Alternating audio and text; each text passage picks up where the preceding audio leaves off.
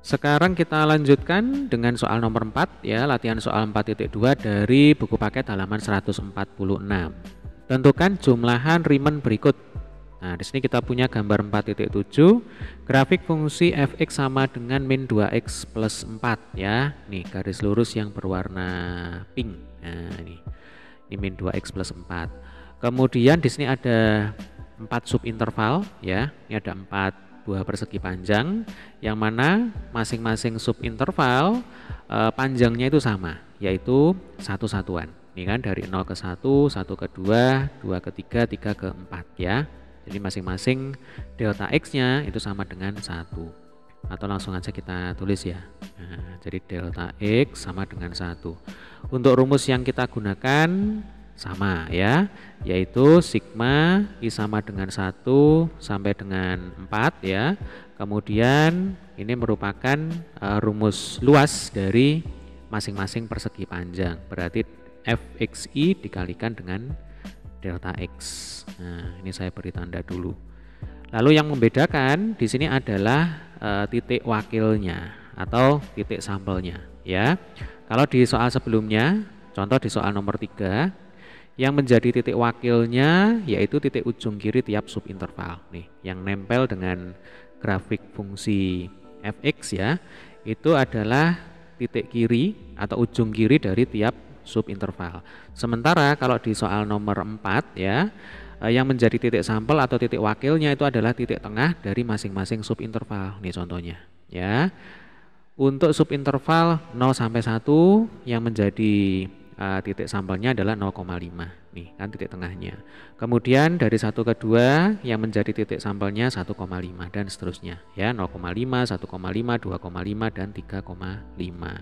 Sehingga nanti kita bisa cari ya, kita bisa hitung untuk I sama dengan 1 ya. Untuk I sama dengan 1 berarti X1 itu sama dengan 0,5. Nah, kebetulan kalau di soal nomor 4 ini gambarnya sudah cukup akurat ini ya. Jadi F0,5 ya sama dengan 3 tanpa perlu kita repot-repot untuk menghitung. Tetapi kalau ketemu dengan soal yang lain, misalkan grafik ini merupakan sketsa. Yang namanya sketsa itu kan belum tentu akurat ya. Maka kita bisa langsung hitung ini. Fx1 berarti di sini kita punya F0,5 itu sama dengan min 2 dikalikan 0,5 ditambah 4 ya. Min 2 kali 0,5 itu min 1 ya. Min 1 tambah 4 sama dengan 3. Lalu kan cocok ya. Dan seterusnya ini. Jadi nanti kalau I sama dengan 2 berarti X2 nya sama dengan 1,5. Lalu kalau kita hitung F1,5 itu pasti nilainya sama dengan 1. Nah, kalau seperti ini kita tinggal baca gambar sebenarnya ya. Kemudian untuk I sama dengan 3, lalu I sama dengan 4 ya.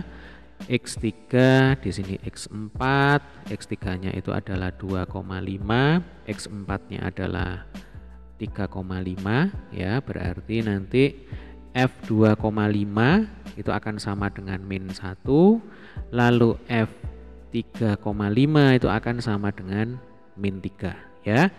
Ini boleh adik-adik cek, boleh adik-adik masukkan. Untuk X sama dengan 1,5 masukkan ke sini ya, dicek dihitung nanti F-nya itu berapa ya. Mestinya nanti nilainya sama dengan 1 sesuai dengan grafik yang ada di sini. Nah, langkah selanjutnya tinggal masing-masing ini kita kalikan dengan delta X ya. Nah, enaknya di sini delta X-nya itu kan 1.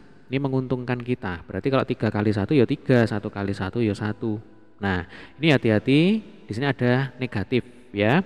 Karena kita bicara tentang luas, jadi jumlah Riemann itu kan sebenarnya luas persegi panjang. Yang namanya luas itu tidak ada luas negatif.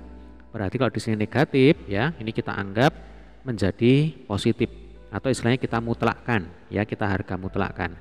Mutlak dari min 1 itu 1, mutlak dari min 3 itu 3 gitu ya. Oke, berarti langsung aja kita hitung ya. Untuk jumlah Riemann berarti 3 dikali 1 ditambah 1 kali 1. Nah, ini langsung dianggap bilangan positif ini ya. Berarti 1 kali 1 ini juga ya, ditambah 3 kali 1. Berarti 3 tambah 1 tambah 1 tambah 3 ya. 3 tambah 1 4, tambah 1 5, tambah 3 8. Nah, ini adalah jawabannya. Ya, jadi jumlah Riemann untuk grafik fungsi fx sama dengan min 2x plus 4 dengan 4 subinterval ya.